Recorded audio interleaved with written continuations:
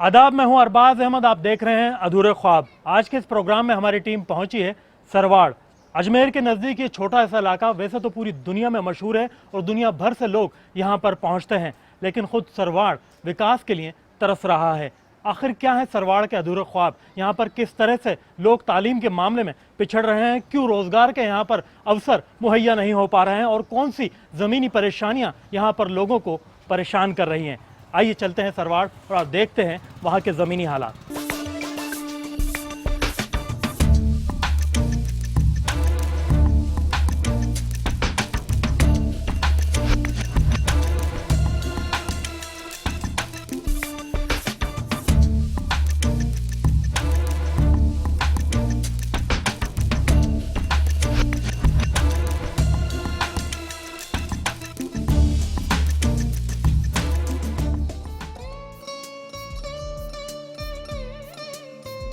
अधूरे ख्वाब की टीम ने रुख किया अजमेर जिले की तहसील सरवाड़ का। सरवाड़ भले ही अजमेर जिले का एक छोटा सा कस्बा हो, लेकिन मुल्क व बैरून मुल्क तक इसकी अपनी एक अलग खास पहचान है। और हो भी क्यों ना, यहाँ हजरत ख्वाजा मोइनुद्दीन चिश्ती रहमतुल्लाह अलैह के बड़े साहबजादे हजरत ख्वाजा फखरुद्दीन चिश्ती रहमतुल्लाह अलैह की दरगाह जो है, जहाँ इन्हें मानने वाले अकीदतमंद देश विदेश से बड़ी तादाद में यहाँ पर आते हैं। जाहिर है यहाँ आने वाले जायरीन के ख्वाब तो दरगाह के ज़दक़े तुफ़ैल पूरे हो जाते हैं, लेकिन इन जायरीन को यहाँ आने पर किस तरह की परेशानियों से दो चार होना पड़ता है, साथ ही यहाँ रह रहे बाशिंदे तरक्की के मामले में कितना आगे बढ़ पाए हैं, इन्हीं सब बातों को आप तक पहुँचाने की कोशिश करेंगे आज के इस खास प्रोग्राम अधूरे ख्वाब में। आइए तो सबसे पहले चलते हैं हजरत ख्वाजा फखरुद्दीन चिश्ती रहमतुल्लाह अलैह के आस्ताना आलिया पर। हजरत ख्वाजा फखरुद्दीन चिश्ती रहमतुल्लाह अलैह सरकार गरीब नवाज रहमतुल्लाह अलैह के बड़े साहबजादे हैं और आप उस वक्त यहाँ तशरीफ़ लाए थे जब हिंदुस्तान के अंदर सुल्तान शमशुद्दीन अल्तमश रहमतुल्लाह अलैह की हुकूमत थी। आपको खेती बाड़ी का करने का शौक़ था, याद इलाही के साथ साथ आप उस वक्त यहाँ तशरीफ़ लाए थे और तब से लगा कि आज तक आपकी आखिरी आरामगाह भी सरवाड़ शरीफ नहीं है। दूर दूर से आए अकीदतमंद आखिर किस तरह अपनी मोहब्बत और अकीदत का इजहार यहाँ पेश करते हैं।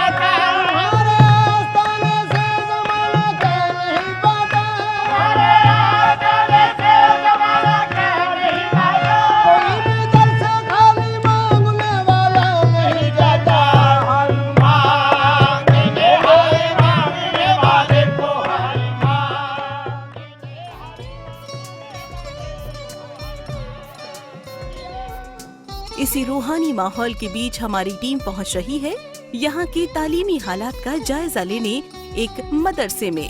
सरवाड़ में पिछले कुछ सालों से यहाँ दीनी और दुनियावी तालीम का माहौल तेजी से बदला है।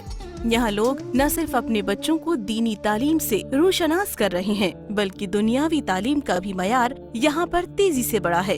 एक तरफ जहाँ दूर दराज से आए बच्चे कुरान करीम हिफ्ज कर रहे हैं, साथ ही साथ वो दुनियावी तालीम भी बखूबी ले रहे हैं, तो वहीं स्थानीय बच्चे जो स्कूल के साथ साथ उर्दू और अरबी की तालीम हासिल कर रहे हैं, वहीं कुरान की तालीम भी ज़ौक़ और शौक के साथ हासिल कर रहे हैं इस मदरसे से। दीनी तालीम भी ठीक है और असरी तालीम का भी माशाअल्लाह बेहतर इंतज़ाम है यहाँ पर। और दीनी तालीम के लिए भी अभी कुछ साल पहले ये मदरसा कायम किया गया था, जिसका नाम दारुल उलूम मोहम्मदिया इस्लामिया है, और इसमें दीनी तालीम का इंतज़ाम है।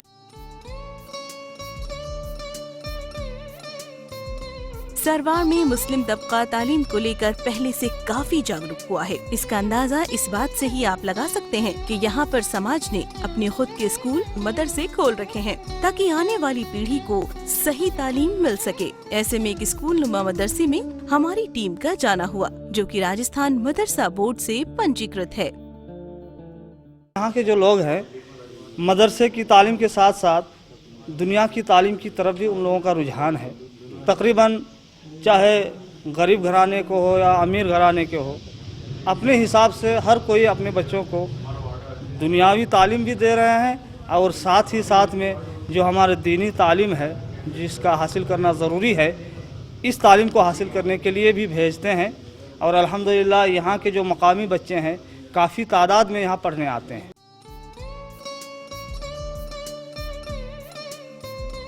जाहिर है मदरसा बोर्ड से जुड़े इस मदरसे को बोर्ड की जानिब से पैरा टीचर समेत कई सारी सहूलियात मुहैया कराई जा रही हैं। लेकिन फिर भी जिन सहूलियात की यहाँ पर बेहद जरूरत है वो अभी भी शायद इनसे दूर ही हैं। मदरसा बोर्ड से इस मदरसे को 6 पैरा टीचर दिए गए हैं जो कि अपनी जिम्मेदारियों को बखूबी निभा रहे हैं। लेकिन फर्नीचर और किताबें जैसी जरूरी सामानों की कमी भी यहाँ पर साफ तौर पर नजर आती है। मदरसा बोर्ड की जानिब से यहाँ फर्नीचर दिया गया है, लेकिन ये सिर्फ 1 क्लास तक ही महदूद है। बाकी बच्चे आज भी दरी पट्टियों पर बैठने पर मजबूर हैं। मदरसा बोर्ड में थोड़ी सी कमियां हैं। मतलब जो है मुझे सिर्फ बच्चों को बैठने के लिए दरी फर्श मिली है, अभी कंप्यूटर अभी तक मिला नहीं। पाठ्य पुस्तकें अभी तक भी तीसरी से आगे कोई पाठ्य पुस्तक अभी वितरित नहीं हुई है। काफ़ी नया सिलेबस चेंज हुआ है और बच्चों को पढ़ाई में बड़ी दिक्कत आ रही है। अभी तक सरकार की ओर से कोई पाठ्य पुस्तकें उपलब्ध नहीं हुई। मदरसा बोर्ड से जो किताबें आती हैं हमारे, उनकी बहुत ज़्यादा ज़रूरत है। हर सत्र में हमारी क्या है कि किताबें बहुत कम आती है, तो हमें खुद पर्सनल खर्च उठा कर लाना पड़ता है किताब। बच्चों को तो पूरी बुक्स नहीं मिल पाती है कभी, तो वो चाहते हैं कि पूरी फैसिलिटी के लिए तो पूरी बुक्स मिले ताकि बच्चा पढ़ सके। फर्नीचर सिर्फ 1 ही क्लास में है, बाकी अगर और भी बड़ी क्लासों में भी हो जाए 6, 7, 8 तो अच्छा रहे। मैं गुजारिश करता हूँ मदरसा बोर्ड और गवर्नमेंट से भी कि छोटे बच्चों की तरफ ध्यान देके हमारे जो छोटे बच्चे हैं पहली के, दूसरी के, LKG, UKG के, उनके लिए भी अगर हो सके या उनसे भी आपसे बन पड़े तो उनके लिए भी टेबल वगैरह का इंतज़ाम कर दे। हमारे दरी पट्टियाँ नहीं है, किताबें नहीं पूछती है, उनका जवाब पूरा हमको मिलता नहीं है। प्रोग्राम में फिलहाल वक्त हो चला एक ब्रेक का। ब्रेक के बाद हाजिर होंगे तो बात करेंगे कि सरवाड़ में अक़लियत तालीम के मामले में कौन कौन सी परेशानियों का सामना कर रही है। जल्दी ही हाजिर होते हैं इस ब्रेक के बाद।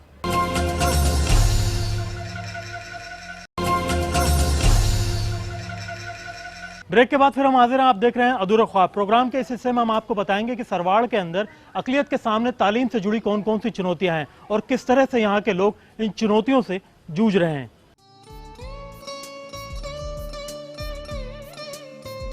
सरवाड़ में बच्चियों की तालीम में भी पहले से काफी इजाफा हुआ है। इसकी वजह है यहाँ महिला कॉलेज का खोला जाना। सरवाड़ से कॉलेज दूर होने से जहाँ कई सारी बच्चियाँ अपनी तालीम बीच में ही छोड़ देती थी, वहीं अब कॉलेज करीब होने की वजह से बच्चियों में तालीम का रुझान हुआ है और इनकी तादाद में खासा इजाफा हुआ है। यहाँ के ज़माने यहाँ पर माहौल अच्छा नहीं है थोड़ा बहुत, तो दूसरे शहर जाने के लिए मना करते हैं पेरेंट्स। यहाँ पर कॉलेज खुल गई तो बहुत अच्छी बात है, यहाँ जा सकते हैं। एजुकेशन में ये हालात देखो, अभी जनता जागरूक हो रही है धीरे धीरे, सब लोग अपने बच्चे और बच्चों को हर आदमी पढ़ा रहा है अभी। इन तमाम हालात के बीच एक जो बड़ी परेशानी यहाँ मौजूद है वो है गरीब बच्चों की घटती स्कॉलरशिप। यहाँ बच्चों को मिलने वाले वजीफे में पहले से काफी कमी आई है। एक तो महंगाई और ऊपर से गुर्बत। आखिर कैसे पढ़ेंगे ये मासूम बच्चे? घटती स्कॉलरशिप से लोग बेहद मायूस हैं। अल्पसंख्यक छात्रवृत्ति के फॉर्म भरवाए जाते हैं, हम कोशिश करते हैं और अकाउंट वगैरह भी खुलवाते हैं, लेकिन कभी आती ही नहीं है। स्कॉलरशिप तो इस सत्र की तो आई नहीं अभी तक, और हर सत्र जरूर आती है लेकिन कम ही आती है। भले यहाँ समाज ने छोटे मोटे स्कूल और मदरसे खोल रखे हैं, लेकिन एक बड़े पेशेवर तालीमी इदारे की कमी यहाँ बड़ी शिद्दत से महसूस की जा रही है। जाहिर है समाज के पास इतने पैसे नहीं है कि वो एक बड़ा इदारा यहाँ पर कायम कर सके। यहाँ मौजूद दरगाह कमेटी इस काम को बखूबी निभा सकती है, जिसे शायद दरगाह कमेटी भी महसूस कर रही है। अगर समाज और दरगाह कमेटी मिलकर इस काम को अंजाम देते हैं तो वो दिन भी दूर नहीं जब यहाँ के हालात और भी बेहतर हो पाएंगे।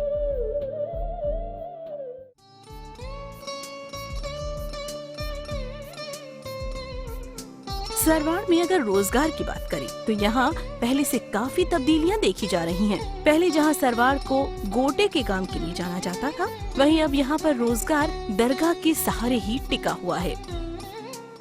धंधे का बहुत दिक्कत है और यहाँ सिर्फ व्यवस्था एक तो दरगाह के हिसाब से फूलों का काम चलता है और एक गोटा किनारी का काम यहाँ चलता है और रेडीमेड चलने से हमारे यहाँ पे कोई धंधा नहीं है। ज़्यादातर जो रोज़गार है वो सब दरगाह शरीफ में आने वाले ज़ायरीन हज़रात से ही है। बाकी जो काश्तकार हैं हमारे यहाँ के सरवार शरीफ में, उनकी खेती बाड़ी का है, वो कारोबार करते हैं।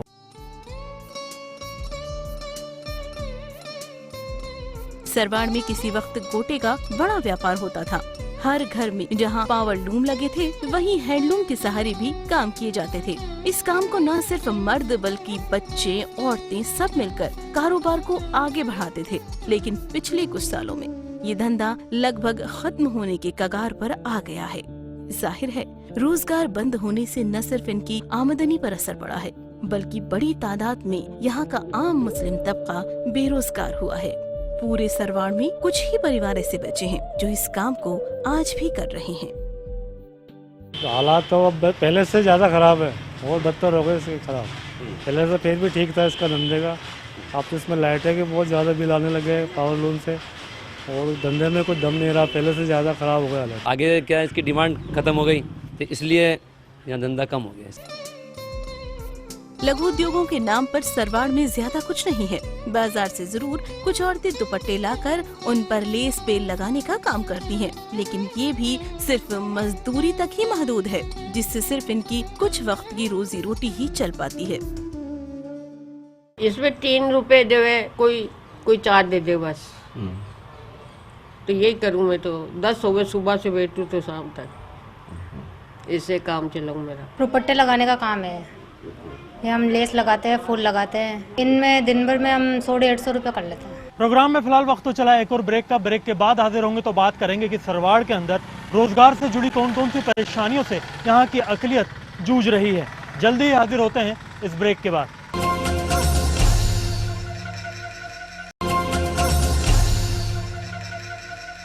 ब्रेक के बाद एक बार फिर हम हाजिर हैं। आप देख रहे हैं अधूरे ख्वाब। प्रोग्राम के इस हिस्से में हम बात करेंगे सरवाड़ के अंदर अकलियत के लिए रोजगार के मामले में। रोजगार से जुड़ी यहाँ पर बहुत सी परेशानियां हैं। पुराने जो दरगाह से जुड़े रोजगार हैं वो तो लोगों के पास मौजूद हैं, लेकिन बदलते वक्त के साथ में रोजगार के नए मौके यहाँ पर लोगों को नहीं मिल पा रहे हैं।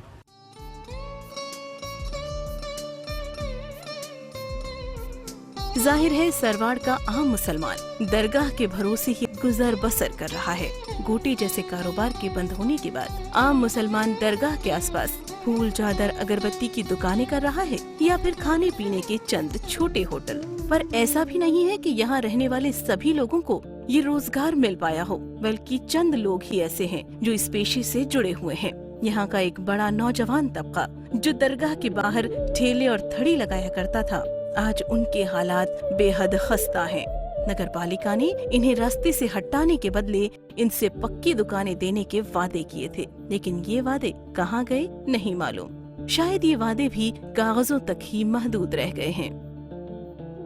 हमारी दुकान थी यहाँ पे दरगाह मैदान के अंदर, दुकान थी हमारे, मतलब 5-6 साल हो गए, तो यहाँ से नगर पालिका ने दुकान हटा दी हमारी। यहाँ पे काफ़ी सारी दुकानें हम भाई लोगों की थी, यहाँ पे करीब 150 दुकानें थी, उनको अतिक्रमण के नाम पे हटा दिया गया था और कलेक्टर ने आश्वासन दिया था कि इनको पुनर्वास दिलाया जाए। आज तक किसी को भी पुनर्वास नहीं मिला है और वो लोग ठेले वगैरह के ऊपर मतलब लगाकर अपना जीवन यापन कर रहे हैं। बहुत ही परेशानी में नगर पालिका कभी भी आती है, अतिक्रमण के नाम पे उनको परेशान करती है, आगे पीछे करती है, हटाती है।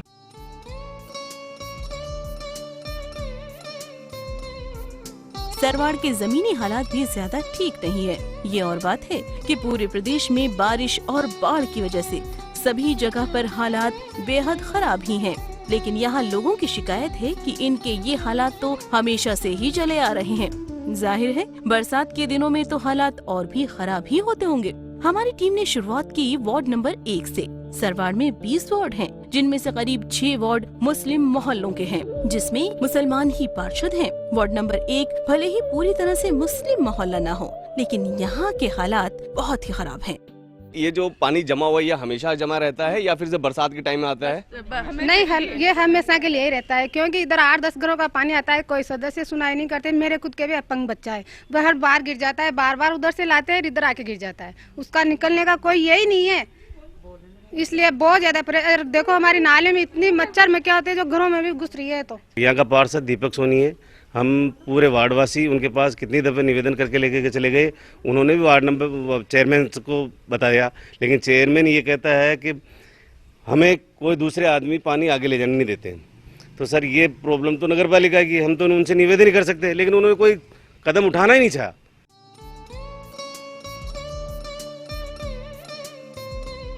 यहाँ से जरा आगे मेन रोड से दरगाह की जानिब जब मुड़ते हैं तो उधर के हालात भी आपको नजर आने लगते हैं। यहाँ मेन रोड से दरगाह की जानिब जाने वाली तमाम सड़कें टूटी पड़ी हुई हैं। हमारी गाड़ी भी सड़कों पर हिचकोले खाते हुए दरगाह शरीफ तक पहुँची। कमाल तो इस बात का है कि मेन रोड से दरगाह के बीच नगर पालिका दरगाह जाने वाली गाड़ियों से 20 रुपए टैक्स के तौर पर लेती है, लेकिन ये पैसे कहाँ खर्च हो रहे हैं, इसकी तफसीली मालूमात शायद किसी को नहीं है। कम से कम ये पैसे इन सड़कों पर तो खर्च नहीं किए जा रहे, वरना इन सड़कों की हालत कहीं बेहतर होती। हाईवे से चलते हैं, दरगाह आते हैं अपन, वो रोड आपने देखा होगा 3-3 फीट के गड्ढे हैं वहाँ पे गाड़ियाँ आती है, जायरीनों की फंस जाती है। दरगाह इंटरनेशनल है, लेकिन कोई सुविधा नहीं है पालिका की यहाँ पे। जायरीनों को बहुत परेशानी होती है, रास्ते में रोड जितना भी खड्डे खोचरे हो रहे हैं, जायरीन आते हैं हर दम परेशानी में आता है। यहाँ कोई फैसिलिटी नहीं है, पानी की हर चीज़ की प्रॉब्लम रहती है। दरगाह क्षेत्र वाला जो वहाँ जोड़ने वाला रोड है, इसके अंदर भी बारिश के हिसाब से मामला बिगड़ा हुआ है, लेकिन इसकी भी हम नगर पालिका से मांग कर रहे हैं। पूर्व में पेचवर्क कराया था, इसका हमने विरोध किया था कि काम सही नहीं हुआ। अभी सरकार को हमने अवगत करा रहे हैं और पार्षदों के माध्यम से ज्ञापन दे रहे हैं आगे कि भाई ये रोड पूरा दरगाह क्षेत्र से जोड़ाना तक पूरा कंप्लीट होना जरूरी है। इतना रोड खराब हो गया, इतना रोड खराब है, इसका हिसाब नहीं। इधर का चेयरमैन कौन है, उससे हम दरखास्त करना चाहते हैं कि हम लोग राजस्थान में इतना घूमने को आते हैं, तो हमारा घूमने फिरने का मज़ा एकदम खड्डों से ख़राब हो जाता है। खड्डे में गाड़ी कभी इधर डालता है, कभी इधर डालता है, तो वो ड्राइवर को बोलते हैं तो हम क्या करेंगे, रोड ऐसा है। 1 रुपये यात्री कर का है, सबसे लेते हैं। पार्किंग है 10 रुपये का, तो वो सबसे लेते ही हैं। जितना तय है उतना ही लेते हैं।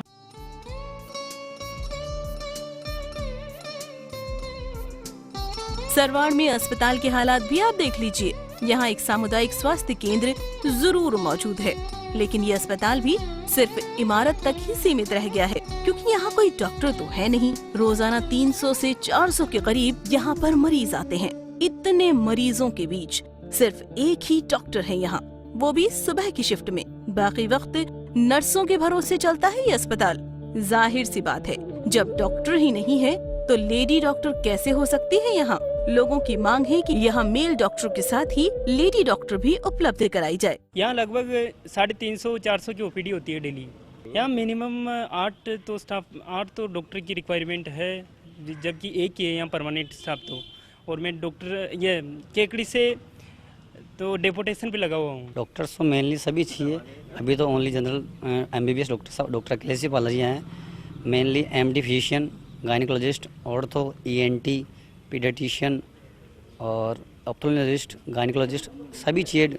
एक भी यहाँ नहीं है। सभी पेशेंट को सफ़र करना पड़ता है और सभी को छोटी मोटी हो तो केकड़ी, नहीं तो फिर अजमेर हमें रेफ़र करते हैं, जेल अजमेर। हमारे यहाँ मेंस तो डॉक्टर्स की कमी है, नर्सिंग स्टाफ फुल है, काम पूरा नर्सिंग स्टाफ ही करता है। पूरा 6 आवरली ड्यूटियाँ चलती हैं, वो पूरा यहाँ पर हमारे मेंटेन रहता है। डॉक्टर्स की भारी कमी है। यहाँ लेडीज़ डिलीवरी होती है और लेडीज़ डिलीवरी भी जेंट्स डॉक्टर करवाते हैं। तो हम सरकार से डिमांड यही करते हैं, मांगे करते हैं कि आम जनता का काम हो, लेडीज़ डॉक्टर यहाँ लगाए जाए, जेंट्स डॉक्टर लगाए जाए, ताकि आम जनता को अपने छोटे मोटे जो बीमारियाँ हैं, इलाज है, वो यहीं मिल जाए।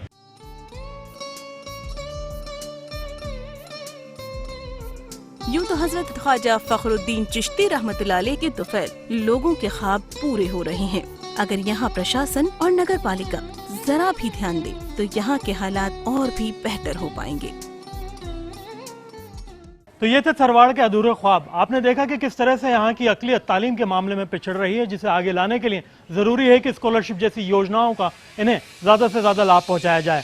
और साथ ही साथ ये भी ज़रूरी है कि इन्हें रोज़गार के मामले में भी आगे लाया जाए। इसके अलावा यहाँ पर जो बुनियादी ज़रूरतें हैं उसके लिए भी बहुत काम करने की ज़रूरत है। फिलहाल सरवाड़ से इतना ही, फिर किसी और शहर, किसी और कस्बे से आपके लिए लेकर हाजिर होंगे अधूरे ख्वाब। तब तक के लिए मुझे और मेरी पूरी टीम को दीजिए इजाज़त। खुदा हाफिज़।